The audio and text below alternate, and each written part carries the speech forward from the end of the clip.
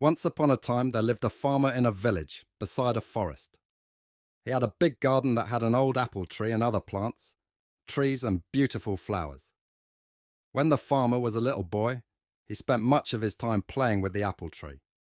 Those days the apple tree had given the choicest of apples to him.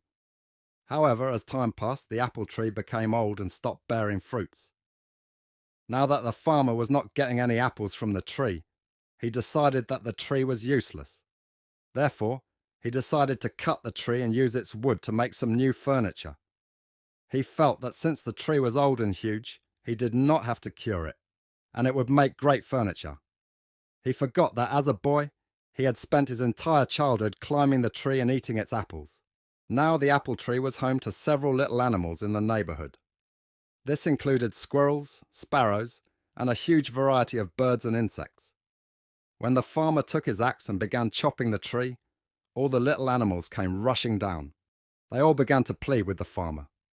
They gathered round the farmer and said, "Please don't cut the tree. We used to play with you when you were small, under this very tree. This is our home, and we have no other place to go." The farmer was adamant. He raised his axe and the commotion grew. "Please don't chop and destroy my home and kids," cried the squirrel. "Please don't chop and destroy my nest," cried the little birds. "Please don't cut the apple tree," cried the grasshopper. The farmer, however, forgot his childhood and his animal friends. He began to chop the tree harder. All the little animals became desperate and wanted to protect the apple tree at any cost. The little animals said, "We will sing for you when you are toiling away in the fields. We will look after your little boy. He will not cry, but instead will be entertained and happy. You will like our songs and will not feel tired." However, their cries for help fell on deaf ears. Despite all their requests, the farmer continued to chop down the tree. All of a sudden, he noticed something shiny. On inspecting it, he realized that it was a beehive full of honey. He took a little and put it in his mouth. The taste of the honey woke up the little boy in him. Suddenly, the memories of his childhood came rushing back. The honey tasted so good that he wanted more. It brought a sense of happiness to him. He smiled and exclaimed, "This tastes amazing."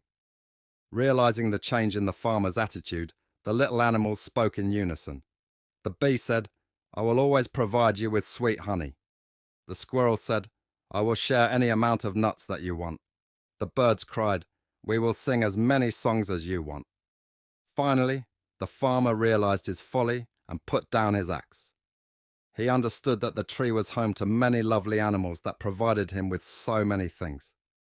He wanted his little boy to have the childhood that he had. The farmer realized that the apple tree was not that fruitless. The little boy in him saved the apple tree. He threw away the axe and said to the little creatures, "I promised that I would never cut this tree. I have realized my mistake, and you all can now live in peace and harmony." The little creatures thanked the bee profusely. If the farmer had not found the beehive, they would have been homeless by now. They continued living happily in the old apple tree. Moral: each and every living thing in nature is of some use. We should not destroy any living thing.